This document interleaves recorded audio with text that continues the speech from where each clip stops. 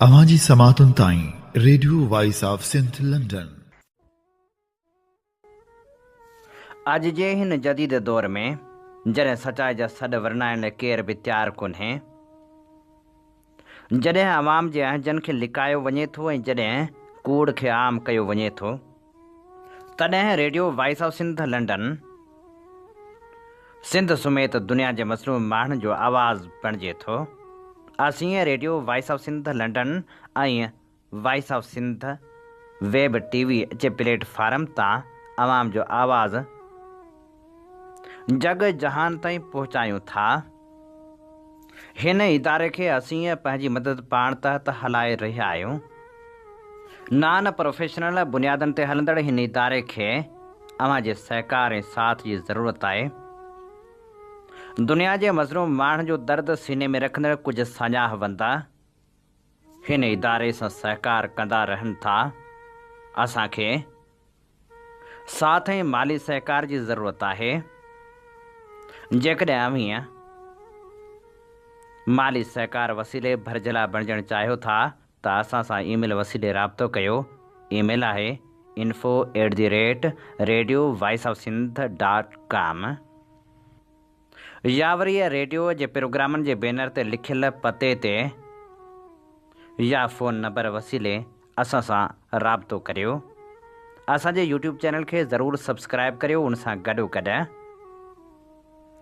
Radio जी app download करे radio जा प्रोग्राम लाइव ॿुधंदा रहो। Radio voice of Sindh London.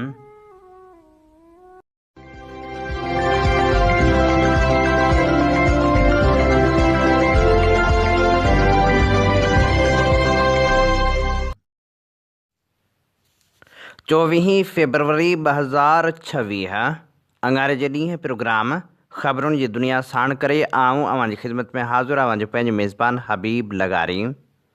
सभ खां पहिरियां पेश करियूं था ख़ासि ख़बरूं। सिंध जे गवर्नर खे हटाइण लाइ मलीर बार जो अॼु एहतजाज। सिंध ख़िलाफ़ साज़िशनि ते सिंधी सहाफ़ियुनि जो MQM जे अॻुवाण फारूक सतार खां सख़्तु पुछाणो। प्रेस कॉन्फ्रेंस छॾे वियो।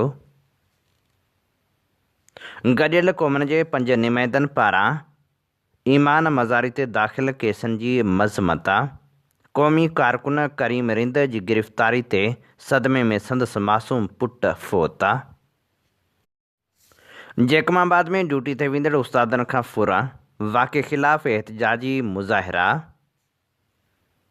कोटड़ी में बदअमनी वधी वई।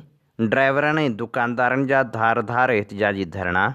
जैकमाबाद में टिकटाकर सारा बलोच संदसि मुड़ुस जो पाक किताब खणी इंसाफ़ लाइ एहतजाज। शहदादपुर मां अगवा थियल 2 नारियूं ऐं 4 निगरियूं बाज़ियाब। नगर पार्कर भरिसां अवामी तहरीक पारां कामरेड मघने जी यादि में जलसो। नौशहरे फिरोज़ में वापारियुनि जो रेवेन्यू अमले ख़िलाफ़ एहतजाज। हाणे पेश करियूं था तफ़सीली ख़बरूं। सिंध जे सियासी समाजी धुरियुनि पारां सिंध मुख़ालिफ़ साज़िशनि ते गवर्नर ख़िलाफ़ आवाज़ु उथारियो पियो वञे। जॾहिं त मलीर बार पारां अॼु गवर्नर ख़िलाफ़ एहतजाज कयो पियो वञे। Malir bar association governor Kamran टेसोरीअ जे सिंध जी विरहाङे बाबति बयान ख़िलाफ़ अदालती कार्रवाइनि जे बाइकाट जो ऐलान कयो वियो। मलीर बार तरफ़ां सिंध जे गवर्नर तरफ़ां सिंध खां कराची खे अलॻि करण जे नाले सियासत जी मज़मत कई वई। मलीर बार जे अॻुवाननि पारां चयो वियो आहे त असीं गवर्नर जे बयान जी मज़मत करियूं था। गवर्नर खे फ़ौरी तौरु हटायो वञे। सिंध जे सीनियर वकील अहमद अली गबोल गवर्नर सिंध कामरान टेसोरी ख़िलाफ़ सदर आसिफ ज़रदारी ऐं वज़ीर आज़म खे ख़त लिखण जो ऐलान कयो आहे। सीनियर वकील अहमद अली गबोल चयो आहे त गवर्नर हाउस सियासी सरगर्मियुनि लाइ नाहे। गवर्नर कामरान टेसोरी आइन जी भञकड़ी करे रहियो आहे। जेकॾहिं सदर खे उहिदे तां न हटायो त अदालतनि जा दर खुलियल आहिनि। कराची खे वफ़ाक़ हवाले करण ऐं धार सूबे जी ॻाल्हि ते MQM सिंध खे ॿीहर लसानियात ॾांहुं धिके रही आहे। जंहिं ते सिंध जे साफ़िन पारां MQM जे अॻवान डॉक्टर फारूक सत्तार खां सख़्तु पुछाणो कयो। प्रेस कॉन्फ्रेंस दौरान MQM जो अॻवान डॉक्टर फारूक सत्तार साफ़िन जा जवाब ॾियण बदिरां उथी हलियो वियो। शहदादपुर सां वास्तो रखंदड़ क़ौमी कारकुन करीम रिंद जी गिरफ़्तारी ते सदमे में संदसि पुटु बीमार थियण बाद लाॾाणो करे वियो। क़ौमी कारकुन करीम रिंद खे 1 महीनो अॻु खंबे गुम कयो वियो हो, जंहिं खां पोइ संदसि गिरफ़्तारी ज़ाहिर कई वई हुई। वालिद जी गिरफ़्तारीअ जे सदमे में संदसि 7 सालनि जे मासूम पुटु रिज़वान अली काल्ह पसाह पूरा करे छॾिया। मासूम पुटु रिज़वान अलीअ जी तबियत ख़राब थियण ते खेसि कराची जी अस्पताल दाख़िल कयो वियो हो, जिते हूअ फ़ौत थी वियो। जॾहिं त काल्ह करीम रिंद जी कोर्ट तरफ़ां ज़मानत मंज़ूर कई वई, जंहिं खां पोइ हुन पंहिंजे पुट जे आख़िरी रस्मनि में शिरकत कई। सिंध जे गवर्नर कामरान टेसोरीअ जे सिंध टोड़ण वारे बयान गवर्नर हाउस में वेही सिंध ख़िलाफ़ साज़िशूं करण ख़िलाफ़ शाहपुर जहानिया में सियासी समाजी धुरियुनि पारां एहतिजाजी मुज़ाहिरो कयो वियो। SUP जे उस्ताद अब्दुल फ़ताह बुघियो, जसकम जे इमाम बख़्श डाहिरी, फ़कीर हकीम लाखे, इमामदीन लांघा, जसकम सरजे, साजन कुमार, जीअं सिंध मुहाज़ जे इबरार मोराई, सिंध सभा जे हुसैन सिंधी ऐं ॿिनि जी अॻवानी में एहतिजाजी रैली कढी वई, जेका साफ़ी चौक ते पहुती। उन मौक़े ते अॻवाननि एहतिजाजी मुज़ाहिरो कंदे चयो त सिंध सिंधियुनि जी माउ आहे, उन ख़िलाफ़ का बि साज़िश क़बूल न कंदासीं। हुन वधीक चयो त सिंध हिकु मुल्क आहे, सिंध पाकिस्तान खे ठाहियो। उन ख़िलाफ़ गवर्नर हाउस में साज़िशूं कयूं पियूं वञनि, जंहिंखे कंहिं बि सूरत में क़बूल न कंदासीं। असां सिंध जे गवर्नर खे सिंध जो न पर MQM जो गवर्नर सम्झूं था। खेसि फ़ौरी तौरु हटायो वञे।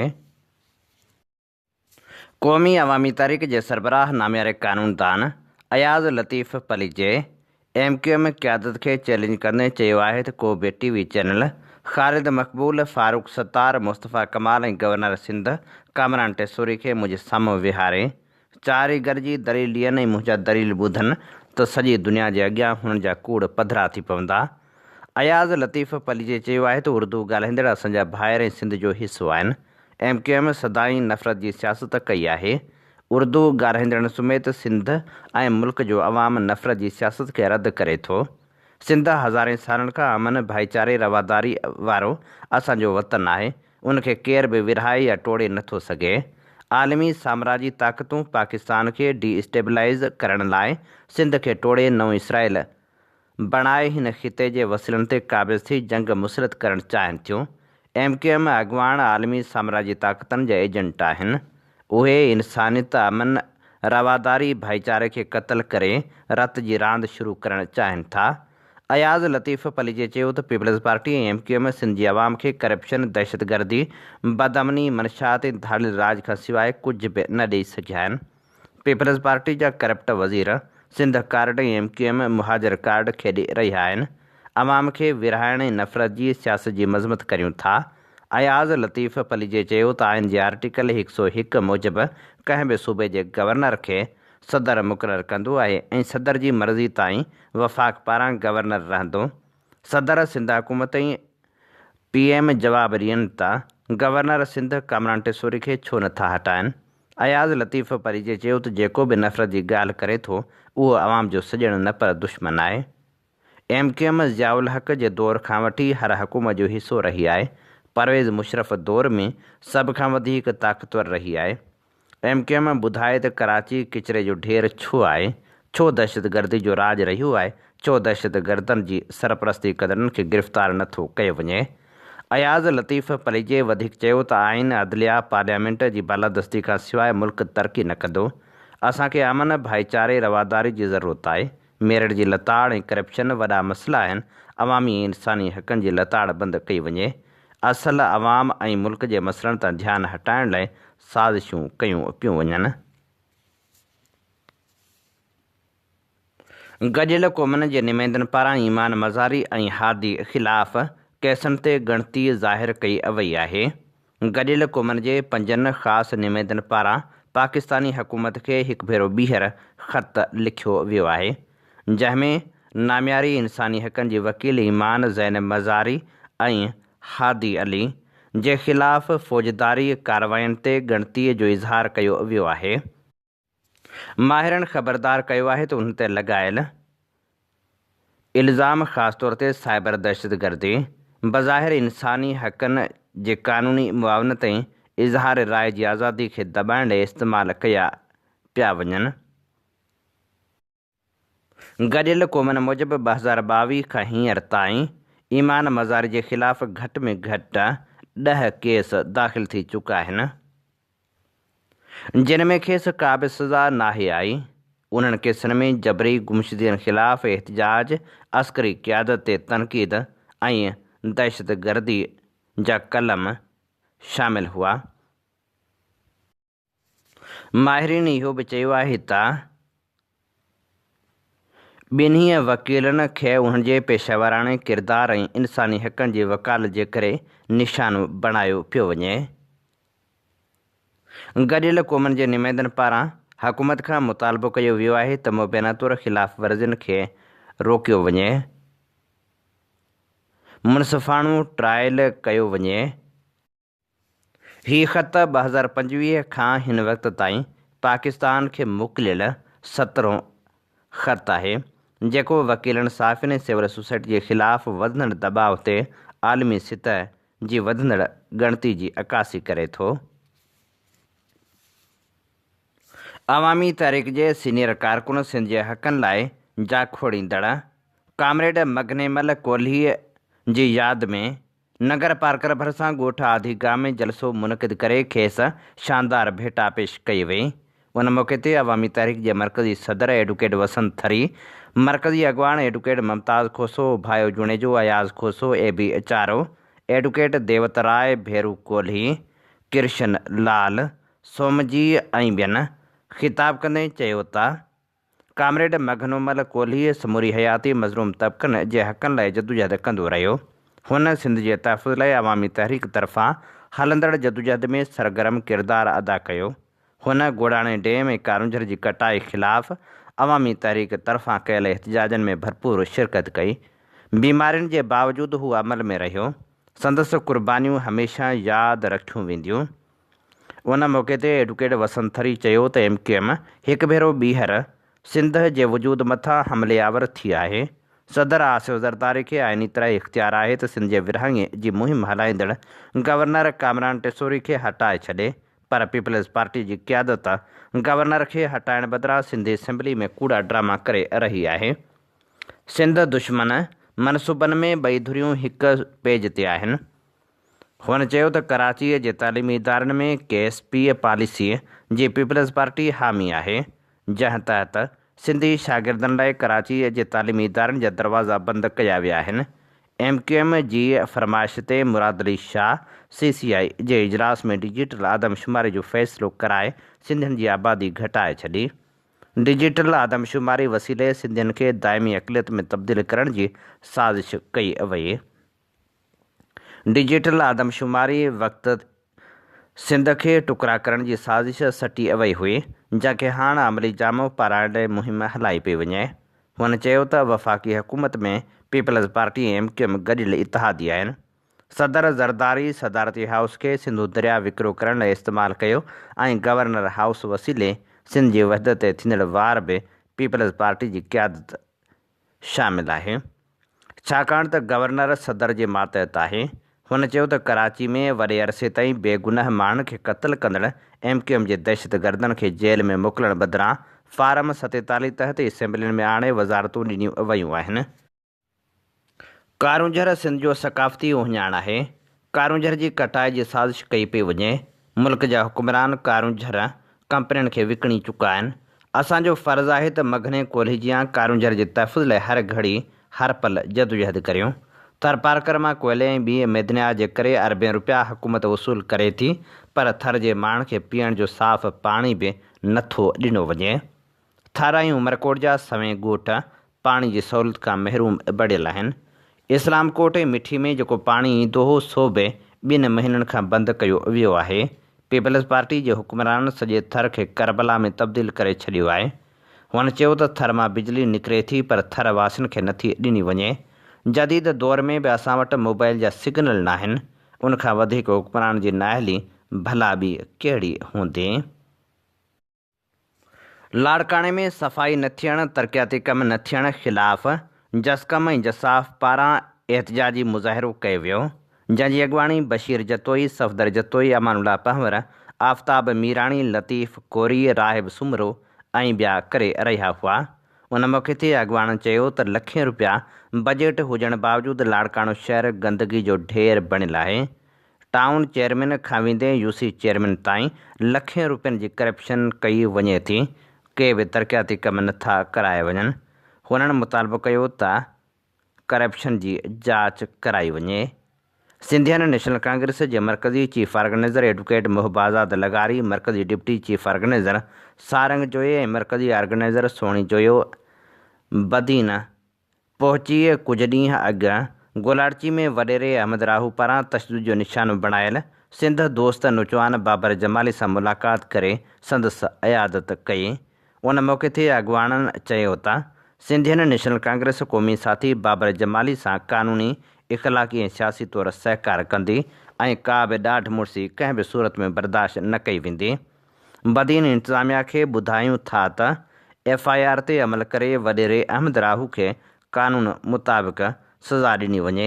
ॿी सूरत में असां रोडनि रस्तनि ते पंहिंजे साथियुनि जी मालिकी करणु ॼाणूं था। सिंध हलाजी में मादरी ॿोलियुनि ज़रिए माहौलियात जो बचाव जो उनवान हेठि सेमिनार मुनक़िद कयो वियो,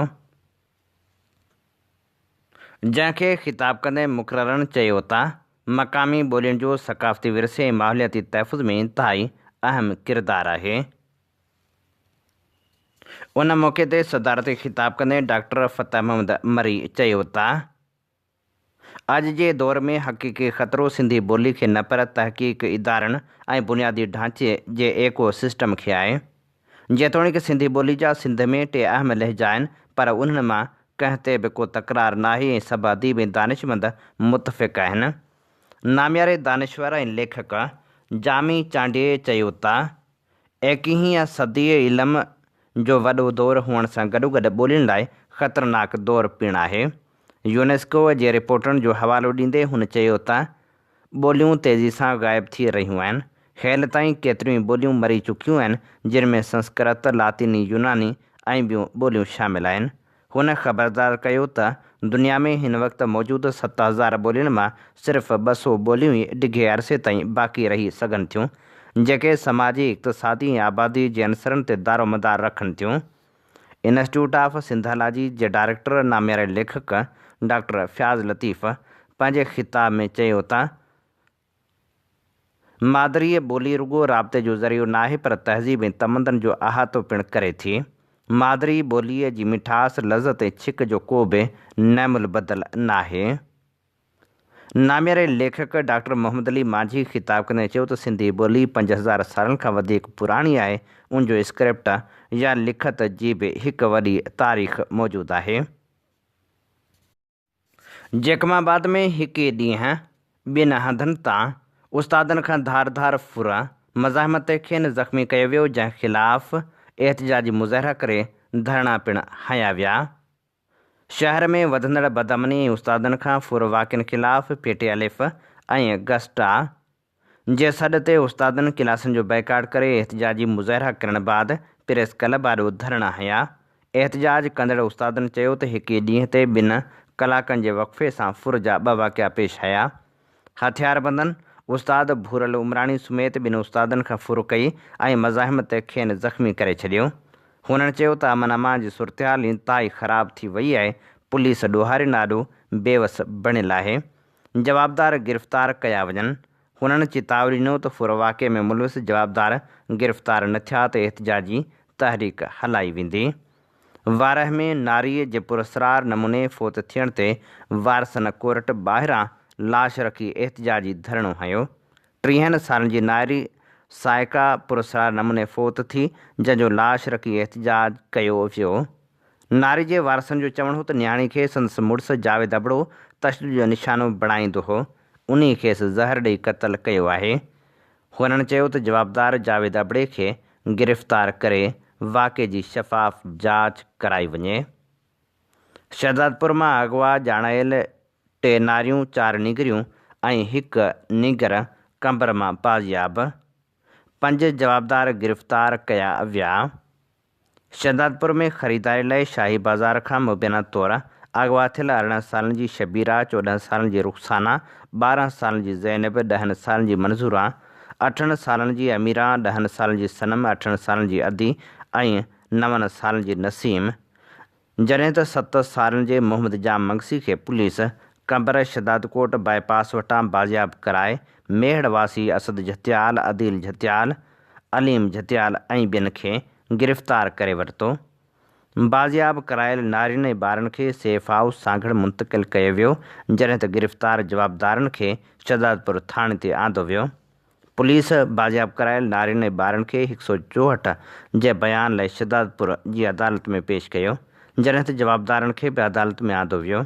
नारियुनि अदालत में बयानु ॾिनो त जवाबदारनि टिकटाक ठाहिण जे बहाने घुराए अगवा कयो।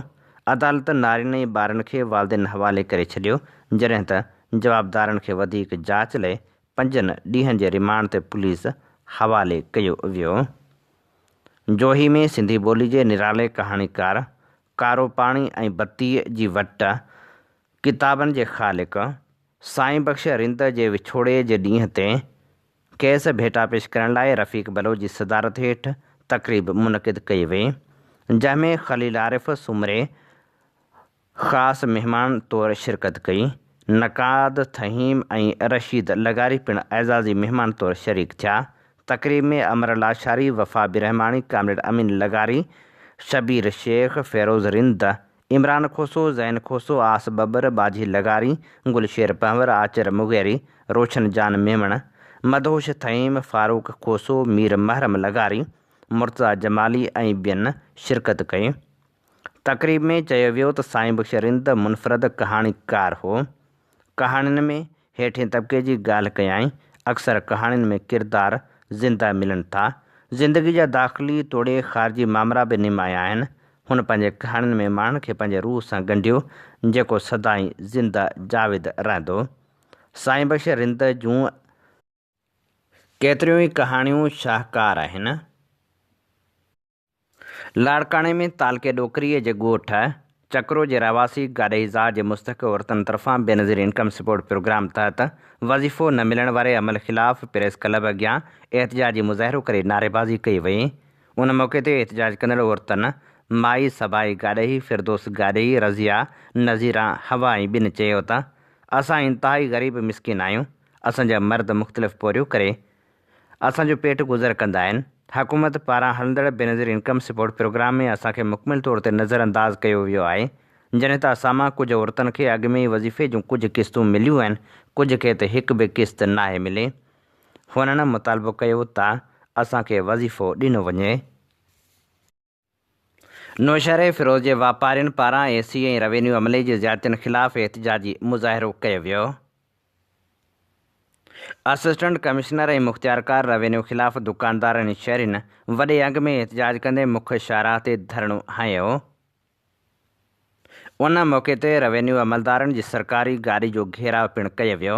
एहतिजाज दौरान मुज़ाहिरीन सख़्तु नारेबाज़ी कंदे इल्ज़ाम हंयो त हद दख़िलनि ख़िलाफ़ कार्रवाइनि ऐं वधीक अघु वसूल करण जी आड़ में रोज़ानो बुनियाद ते भत्तो वरितो वञे थो, जंहिंजी शफ़ाफ़ जांच कराए असांखे इंसाफ़ ॾियारियो वञे। शहदादपुर ऐं भरपासे में बदअमनी चोट चढ़ियल आहे। फुर ऐं चोरी जूं 3 वारदातूं थियूं। पुलिस ख़ामोश तमाशाई बणियल आहे। मोटरसाइकिल सवार हथियारबंद बैंक में पैसा जमा कराइण वेंदड़ वापारी अल्ताफ़ कुरैशी खां 20 लख रुपया रोक रक़म फुर करे फ़रार थी विया। चोर ॻोठ हाजी मोहम्मद इब्राहिम ॾेथो में ग़ुलाम मुर्तज़ा ॾेथो जे माल जे वाड़े मां 4 मेहूं काहे विया।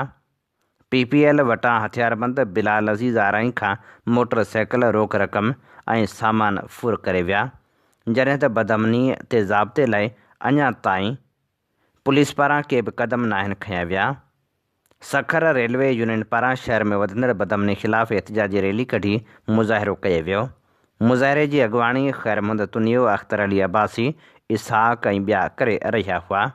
उन मौक़े ते अॻवाननि पारां मुतालबो कयो वियो त शहर में अमन अमान जी बहाली ऐं स्ट्रीट क्राइम जे ख़ात्मे लाइ फौरी ऐं मुयसर क़दम खयां वञनि। कोटड़ी में बदअमनी बरक़रार, दुकानदारनि, शहरियुनि ऐं ट्रक ड्राइवरनि खां फुर लूटा, एहतिजाजी मुज़ाहिरा कया विया। ख़ुर्शीद चौक ते 6 हथियारबंद दुकानदारनि समेत गिराकनि ऐं रस्ते ईंदड़ वेंदड़ माण्हुनि खां फुर लूट करे फ़रार थी विया। चांवर गोदाम भरिसां ट्रक ड्राइवर इकराम राजपूत खां हथियारबंदनि 50,000 रोक रक़म ऐं मोबाइल फ़ोन फुर कई। सियासी समाजी धुरियुनि, दुकानदारनि, ड्राइवरनि ऐं रहवासियुनि पारां पुलिस ख़िलाफ़ एहतिजाजी धरणा हणी रोड ब्लॉक कया विया। उन मौक़े ते मुतालबो कयो वियो त बदअमनी ते ज़ाब्तो आणण लाइ फौरी तौर क़दम खयां वञनि। जैकमाबाद में मुबैना तौर ज़्यादती जो निशानो बणायल टिकटाकर सारा बलोच ऐं संदसि मुड़ुसु अब्दुल जब्बार जखराणी असल जवाबदारनि जी गिरफ़्तारी लाइ पाक किताब खणी प्रेस क्लब पहुची एहतिजाज कयो। उन मौक़े ते सारा बलोच साफ़ नालो दाहींदे चयो त ज़्यादती केस में पुलिस असल जवाबदारनि ताईं हिन वक़्ति नाहे पहुची सघी। पुलिस जी कारकर्दगीअ मां मायूस थी पाक किताब खणी प्रेस क्लब पहुता आहियूं। असीं पुलिस आॾो पंहिंजी दांह खणी पहुतासीं ऐं उन्हनि खे मोबाइल नंबर बि ॾिना। SSP खे अपील बि कई त असल जवाबदारनि खे गिरफ़्तार करे इंसाफ़ ॾियारियो वञे, पर पुलिस ॿियनि माण्हुनि खे गिरफ़्तार करे रही आहे। असल जवाबदारनि खे गिरफ़्तार नथो कयो वञे। मातली पुलिस पारां हैदर शीदी खे खंभे थाणे ते मुबैना तौर तशदुद जो निशानो बणाइण वारे वाक़े ख़िलाफ़ मातली जी शीदी बिरादरी पारां औरतुनि ऐं ॿारनि समेत एहतिजाजी रैली कढी मुज़ाहिरो कयो वियो। उन मौक़े ते हैदर शीदीअ जी अमड़ गुलबानो ॿुधायो त मुंहिंजे पुट खे पुलिस भतो न ॾियण तां खंभे थाणे ते वठी वई, जिते सख़्तु तशदुद जो निशानो बणायो वियो। जॾहिं पुट खे छॾाइण लाइ थाणे ते पहुतासीं त पुलिस असांखे बि तशदुद जो निशानो बणायो। हुननि मुतालबो कयो त फौरी तौर ते पुलिस अहलकारनि ख़िलाफ़ क़ानूनी कार्रवाई कई वञे।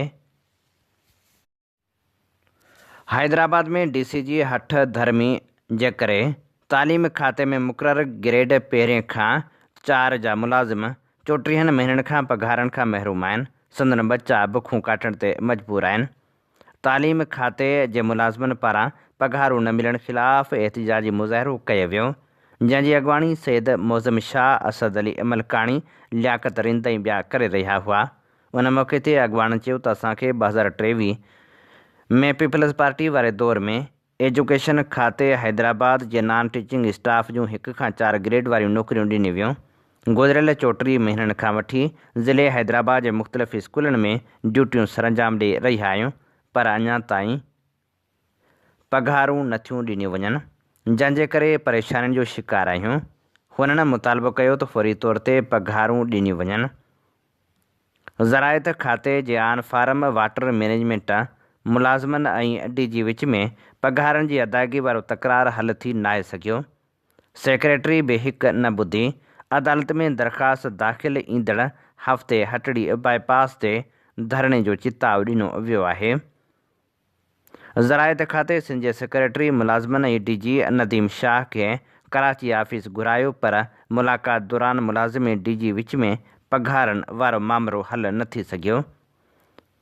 आन फार्म वाटर मैनेजमेंट जे कचनि मुलाज़िमनि शकील ख़ासकेली, शबीर समो, अब्दुल रशीद लाखो ऐं ॿियनि हैदराबाद प्रेस क्लब में प्रेस कॉन्फ्रेंस कंदे चयो त सेक्रेटरी ज़राइत DG on farm water management Syed Nadeem Shah ऐं असांखे 19 फरवरी ते कराची ऑफिस में घुरायो, जिते सेक्रेटरी ऐं DG अॻुवाट ई पाण में मामला तइ करे असांखे नौकरियुनि ते रखण तोड़े पघारूं जारी करण खां खुतो जवाबु ॾेई छॾियो। असांजी मर्ज़ी आहे, असां जंहिंखे रखूं जंहिंखे कढूं, अहिड़ो मौक़िफ़ इख़्तियार कयो वियो, जंहिंजे ख़िलाफ़ असीं सूमर ॾिहाड़े हटड़ी बाईपास रोड ते एहतिजाजी धरणो हणंदासीं। सखर में ॻोठ पटणी वासियुनि जो पीअण जे साफ़ पाणी लाइ एहतिजाजी मुज़ाहिरो। रहवासियुनि अब्दुल वहीद, मुनवर मीराणी, हुज़ूर बख़्श मीरबर ऐं ॿियनि जी अॻवानी में एहतिजाजी मुज़ाहिरो कयो। उन मौक़े ते अॻवाननि मुतालबो कयो त आला अमलदार नोटिस वठी वाटर सप्लाई बहाल करे पीअण जो साफ़ पाणी फ़राहम कनि। ही असीं अवां जी ख़िदमत में पेश करे रहिया हुआसीं ख़बरूं। इन ते प्रोग्राम ख़बरुनि जी दुनिया जो वक़्तु पुॼाणी ते पहुचे थो। पंहिंजे मेज़बान हबीब लगारी खे ॾींदा इजाज़त। जॾहिं पेर तेॾ ख़ैर।